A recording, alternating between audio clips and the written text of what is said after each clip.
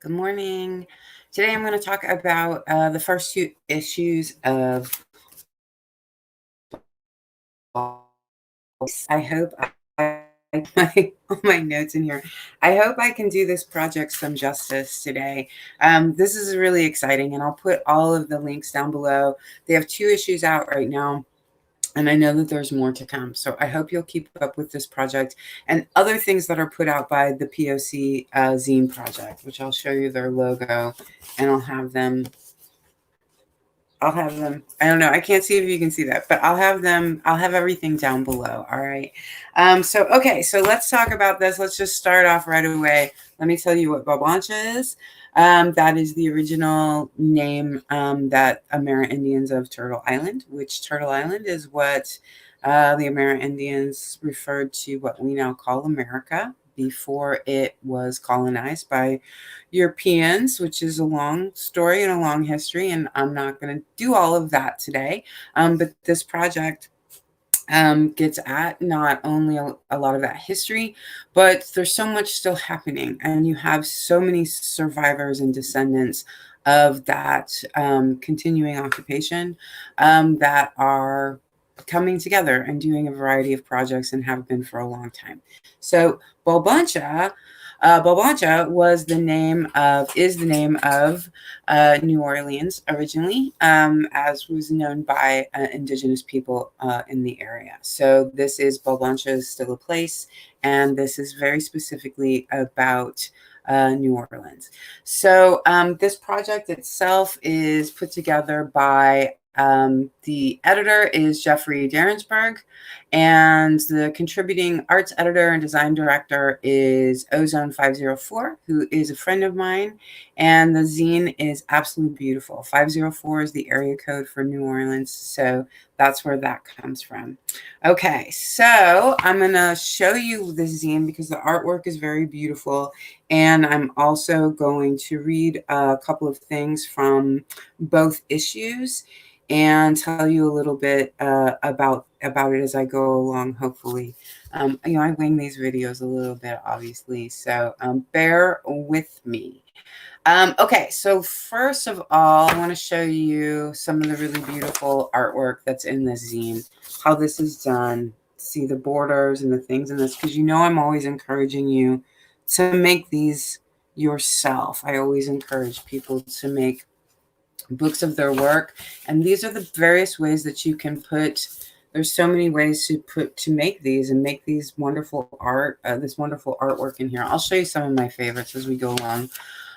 Also, what's fascinating, something that's interesting about the artwork in the zines, is you might be able to see here, there's a lot of ledger paper being used as background, which has a history with indigenous people on Turtle Island.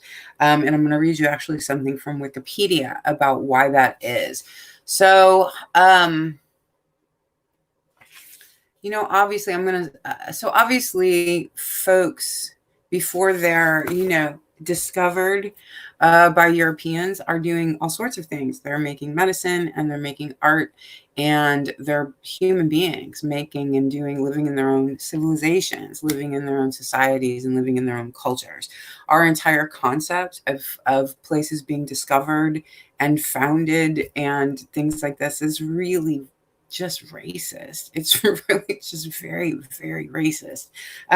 So one of the things, but what starts happening when to any people anywhere in the world who have been the victims of occupation and colonization is you start to adapt to, you use the materials that are being influxed into your civilization, into your society, into your culture. You start to utilize those objects and ideas for yourself. So one of the things, the reason that you'll see a lot of ledger paper in this is a historical. So I'm gonna, you see the ledgers in the background. So I'm going to read you. This is actually from Wikipedia. This was some of the Plains Indians use the ledger paper quite a bit. So an increasing supply of ledger books and other paper came from traders, government agents, missionaries, and military officers With these came pencils, ink, fountain pens, crayons, and watercolor paints. These new tools allowed for detail and experimentation. So here's coming in these missionaries, and these folks are coming in as colonizers, and people are using the materials that are being brought to them. So that is why you'll find a tradition of ledger paper in Amerindian artwork, in Plains Indians artwork. So, all right. So this is issue number 1, and I am going to read. Okay, so here in the back, I'm going to read you first is what is this zine, so you can get an understanding from the words actually in the zine. This zine is here to represent, as an act of resistance, the cultures and thinking of Indigenous people, and especially those around and in Bulbancha, known by colonizers as New Orleans. Indigenous peoples are often either left out of narratives of this place or confined to a distant past when referencing regional culture. This zine unabashedly supports Indigenous rights, creativity, wisdom, and survival, and it is against all forms of colonism, environmental destructionism, racism, sexism, economic exploitation, ableism, and homophobia. All right, I'll take it. That's good. All right, so let me see if I wanted to show you any specific artwork from this zine. I know I want to read you something from this one. There's some feathers there in the middle. See, you can do this too. You can put objects on a Xerox machine and you can make them the background. Ozone 504 uses all sorts of things, fabric, the feathers that you see there. He's using the ledger paper. These are you have some stencil spray paint art that's in the background, right? And then you can see how the words are being put in there. So he's laying all of this out by hand. This is a particularly beautiful zine. He's particularly good at this. So you don't have to hold yourself to this standard. There's some maps and this historical timeline that's in here. See how interesting this is on the page? This is such a beautiful zine. It really, really is. But you see how beautiful that is? And you get that timeline that's in there. There's one particular, it might be in the other issue. No, here we go. There you go. There's the pelican with, I think those are bay leaves in the background. So, but all of the artwork in here has a point to it. So I'm going to read you a piece from the beginning. This is of issue 1. I'm going to read you a piece from the beginning of this. This is by Daryl Barth, and it's titled A Letter from Amsterdam. When I look at who Daryl Barth is here, he is a Métis, Louisiana Creole born and raised in Bulbancha. And he is a history professor currently in Amsterdam. And that's why his piece is titled Letter from Amsterdam. There is a better way. So let me read this to you. The might of the United States is unparalleled. There has been no empire in human history with the same power. Though there is disagreement as to the origins of that power, the fact of it is undeniable. Some look to the root of its power in divine providence. For these people, the U.S. was founded for the purpose of building a new Jerusalem. Where Europe had been wicked, the U.S. would be virtuous. Where Europe had been corrupt, the U.S. would be a benevolent meritocracy. Some look to the root of power in the U.S. in capitalism. For these people, the U.S. was founded on the principle that any man ought to be the master of his own domain. The U.S. was a place where men, I use that non-inclusive term deliberately, could live free of the modernating, suffocating influence of kings and organized churches, and according to the dictates of their own consciences. I disagree with both of these propositions. I do not think the power of the U.S. is rooted in divine providence or capitalism. I believe that the political and military might of the U.S. is the result of an ongoing program of land theft and genocide against the indigenous people of the United States, and the historical theft and appropriation of labor from enslaved or incarcerated people. All of the material resources of the U.S., including all iron, coal, and oil responsible for the industrialization of the U.S. belongs to the First Nations that were either destroyed through genocidal wars of annihilation or forcibly removed from their lands in order to steal their wealth. I do not believe in a deity that abides by that. Therefore, I cannot accept the origins of U.S. power as divine providence. Where Europe had been wicked, the U.S. has often been monstrously so. Where Europe had been corrupt, the U.S. has legislatively normalized corruption.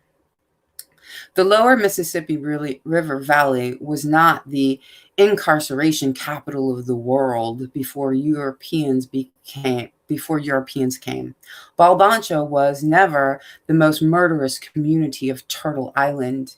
Even if the murder rate of New Orleans has consistently led the U.S. for the last 30 years before the miracles of industrialization, you could use unpolluted water from the banks of the Mississippi River, Bayou St. Jean, and Lake Pontchartrain. The present state of affairs has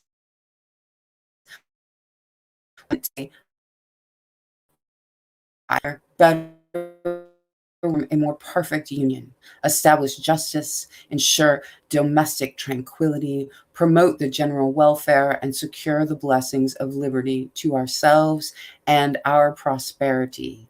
And that way involves returning the land to its rightful stewards and recognizing the sovereignty of the people whose cultures and civilizations were displaced to make way for the U.S. That's an enormously succinct piece of writing about what has happened here. All right. So thank you for that, Daryl Barth.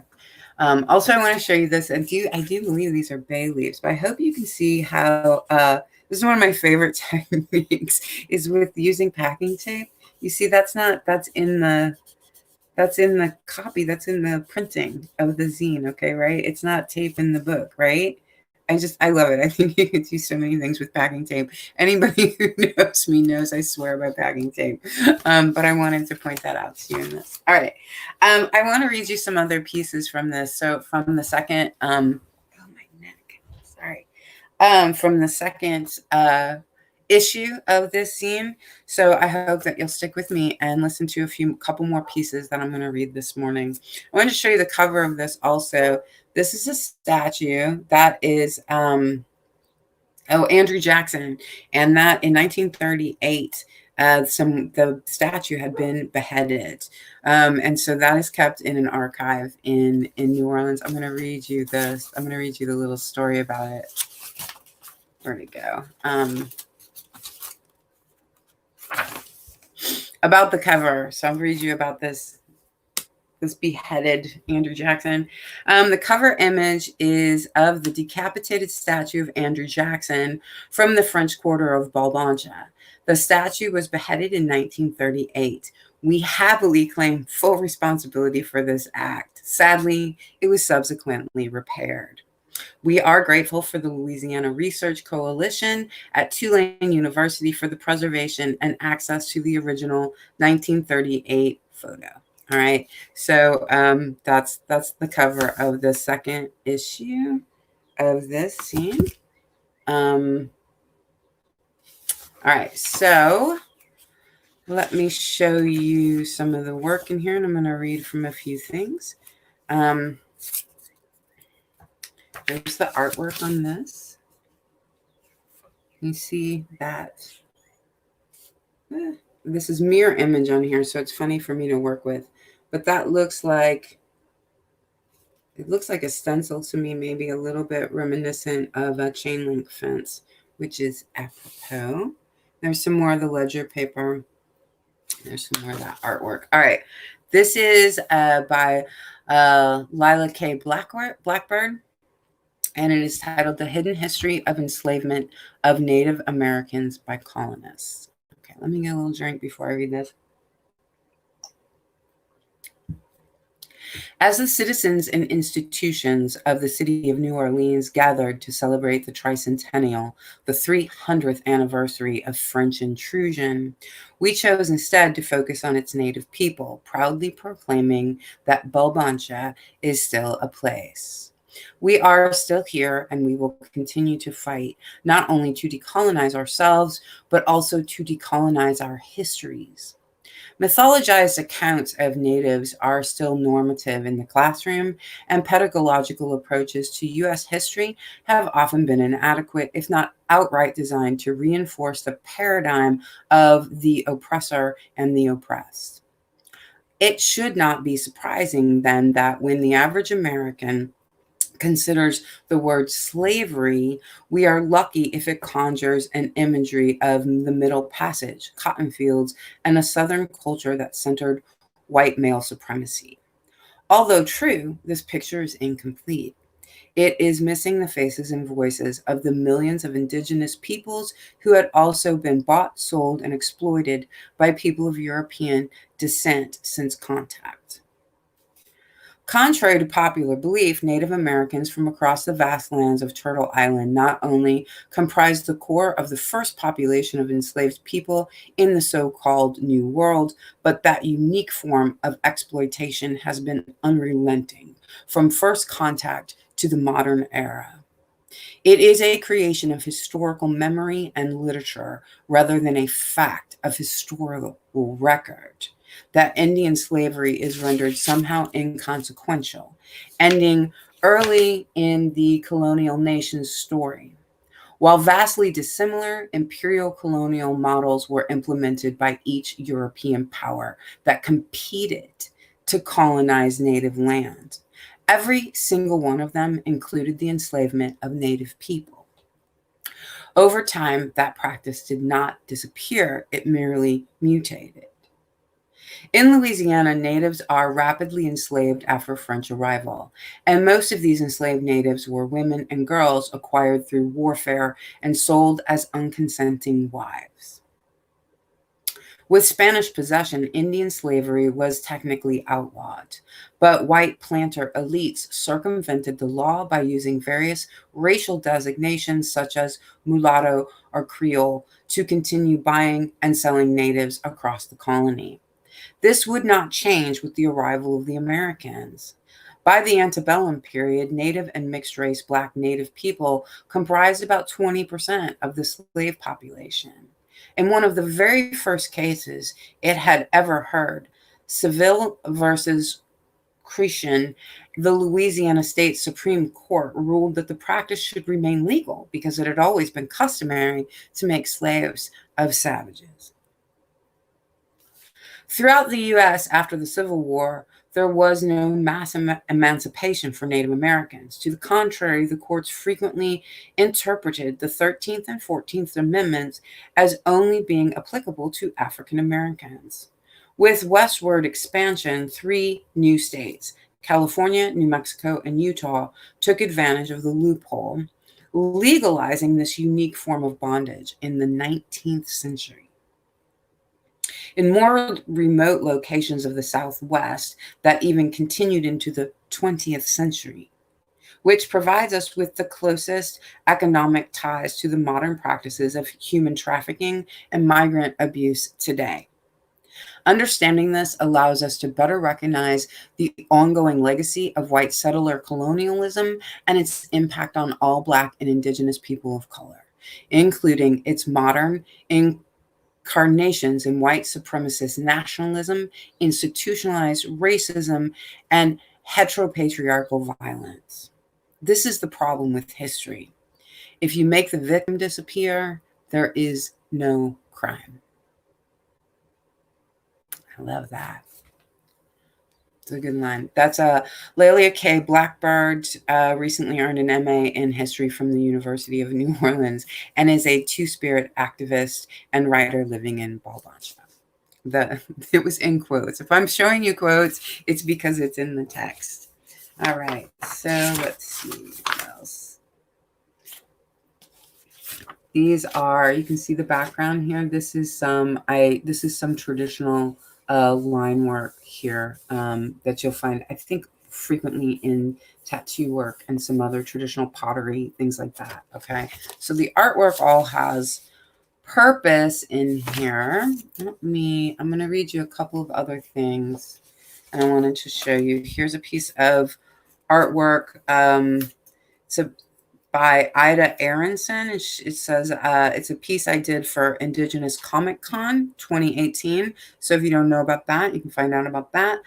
From the prompt, Unleashing the Indigenous Imagination, I went with a more pan-Indian selection of images for it. So here's her. That's Ida Aronson. You can see all that in this woman's beautiful hair and her beautiful braids.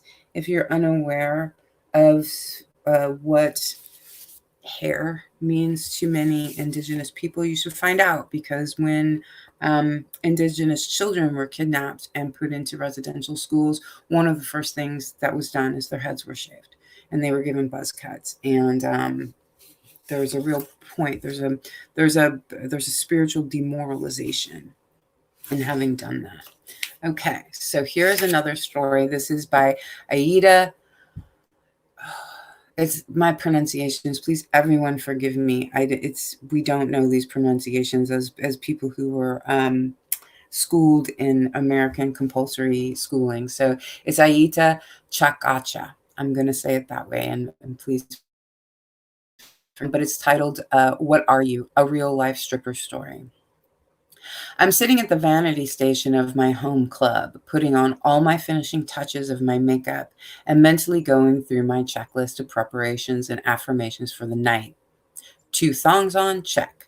Nipples covered with latex, check. Money garter on, check. Am I protected by spirit? Am I receptive to wealth? Am I existing in my own integrity? I am. My thought, I'm sorry, let me start this again because I reversed those words. I'm sitting at the vanity station of my home club, putting on all the finishing touches of my makeup and mentally going through my checklist of preparations and affirmations for the night. 2 thongs on, check. Nipples covered with latex, check. Money garter on, check. I am protected by spirit. I am receptive to wealth. I am existing now in my own integrity. I am. My thought is interrupted as my gaze shifts to the reflection of a half-naked, pale brunette woman standing behind, ogling me. I raise one eyebrow and motion toward her with my chin, so as to say, "Yo, what are you staring at?" She remains fixated on my own brown skin, avoiding eye contact, and strings together 3 syllables, which make up one of my least favorite inquiries one person can make to another. What are you? Oh, great, here we go, I mutter to myself as I turn around to face her.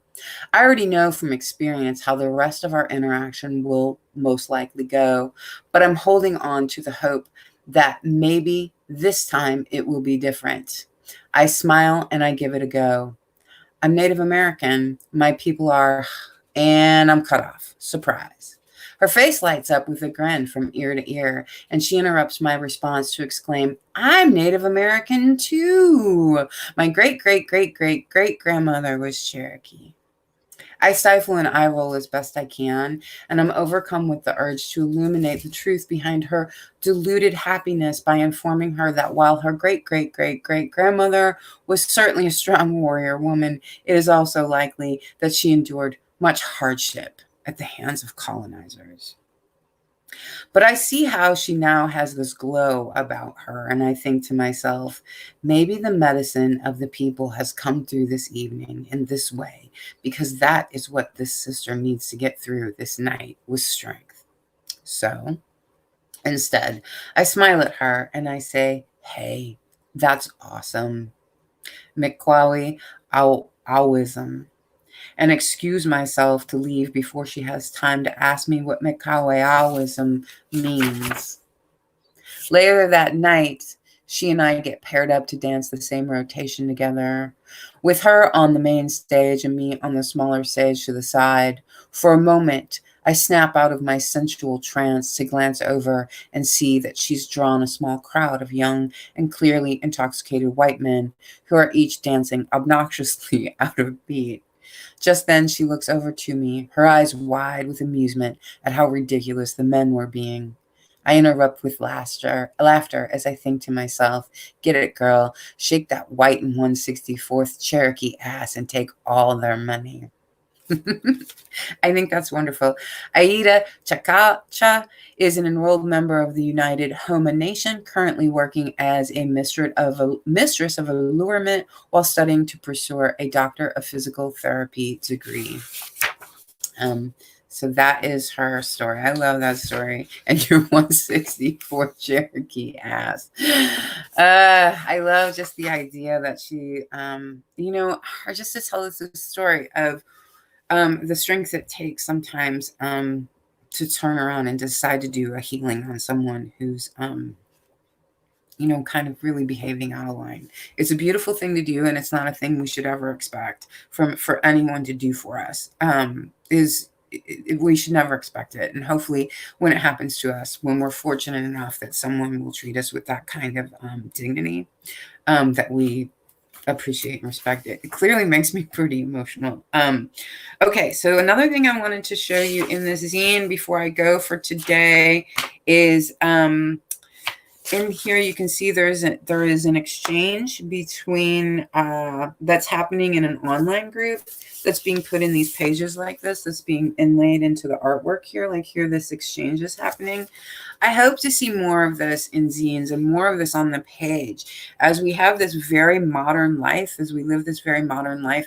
Really, so many important things happen in our text messages, and they happen in our emails and on our Twitter feeds and what have you. We have a lot of important discussions and important conversations that happen in digital spaces, and we don't have to try to retranslate those onto the page. We can literally just put them on the page. And I think that's really exciting creativity. I think that's a really exciting way to lay out something on the page.